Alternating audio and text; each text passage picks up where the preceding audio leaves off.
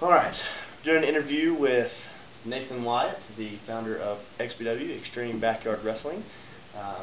Thank you for interviewing with me today. Thanks, Jack.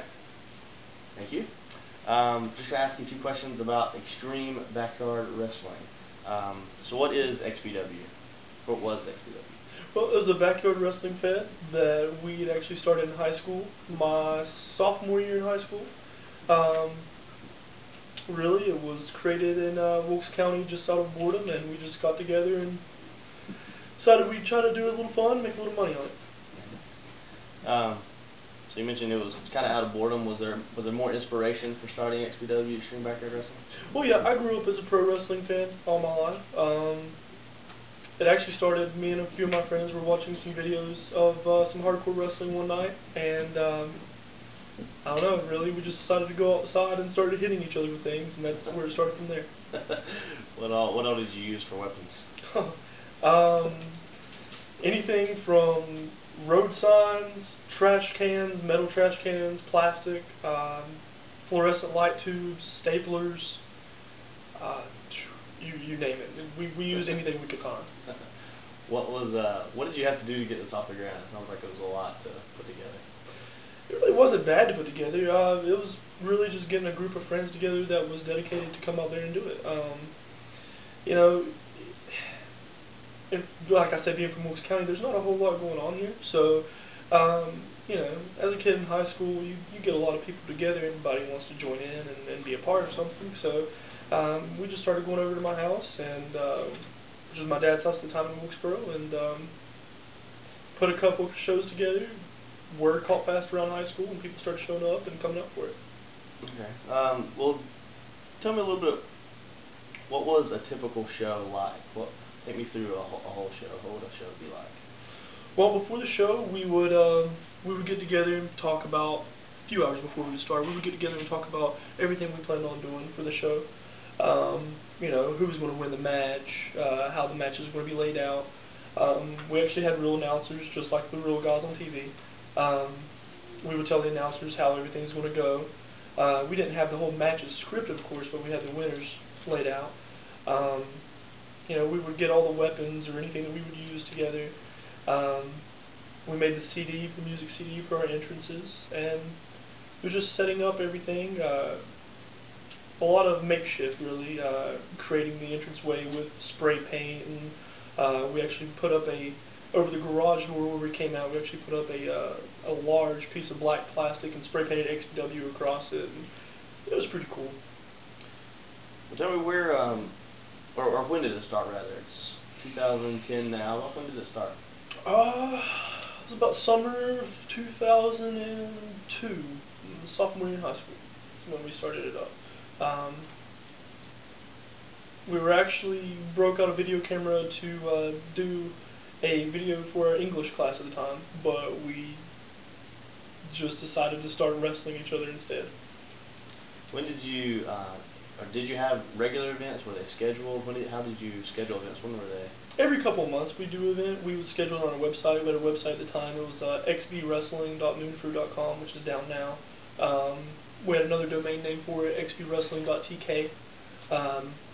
And that website actually was pretty popular among people at our high school, so everybody knew about it by going to our websites, and they would come out to the shows every couple of months. You just started in 2002. When was the last show you did? Probably summer of 2005. Yeah, summer of 2005 was the end of XBW. Do you remember where that last show was? It was in Millers Creek. We actually spanned through a couple different areas during our time. We did North Wilkesboro, Warren River, and Millers Creek. Was there like a central location you did most of your shows? Where would you say was the headquarters?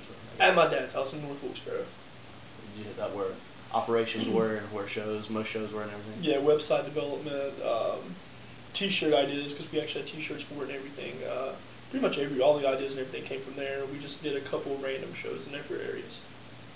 You mentioned a website and T-shirt and stuff. It kind of goes to my next question. How did you publicize all this? Really, word of mouth.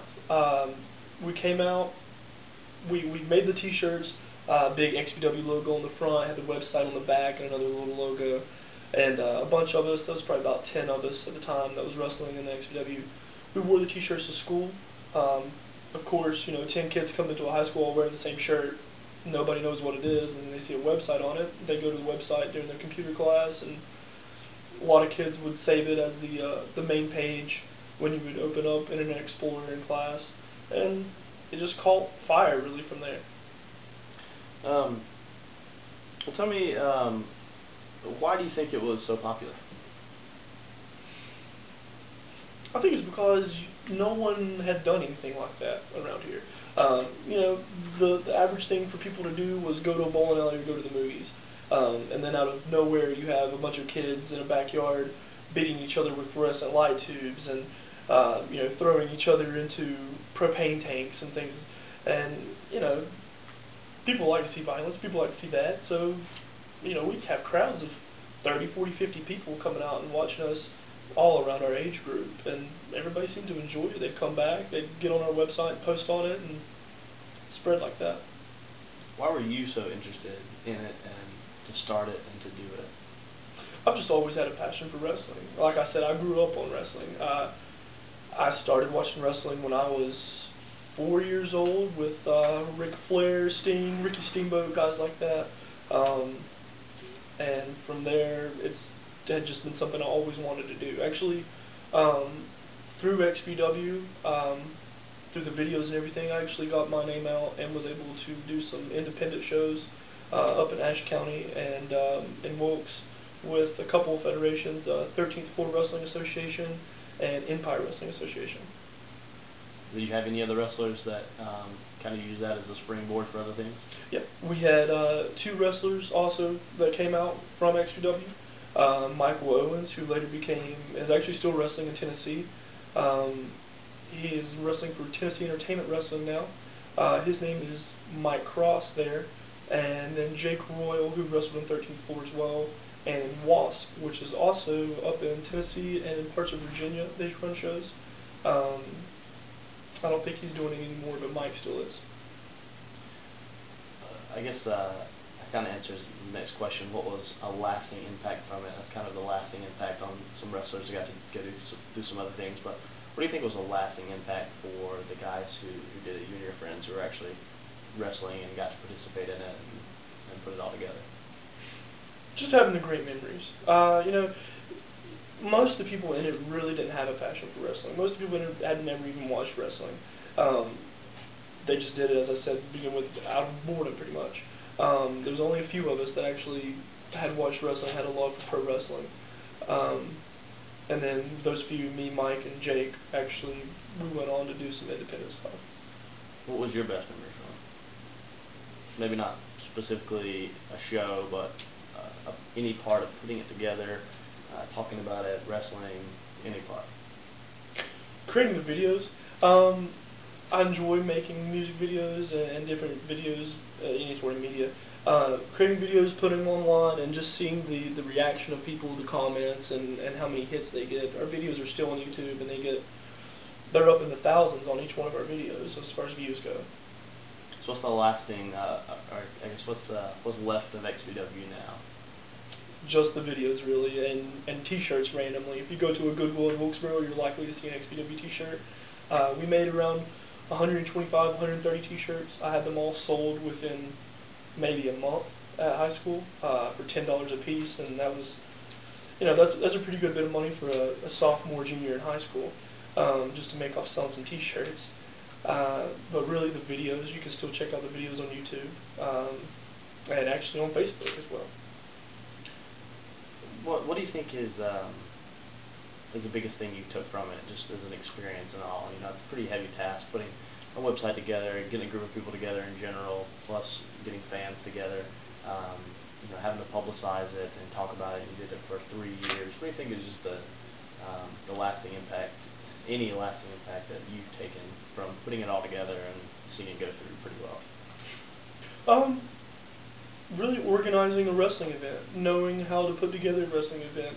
When I was working with 13th Floor Wrestling, the promoter, Jim Maloney, actually had me help him in the Ashe show and in the show here in Wilkes County that he did with me on putting the show together and how the matches would lay out.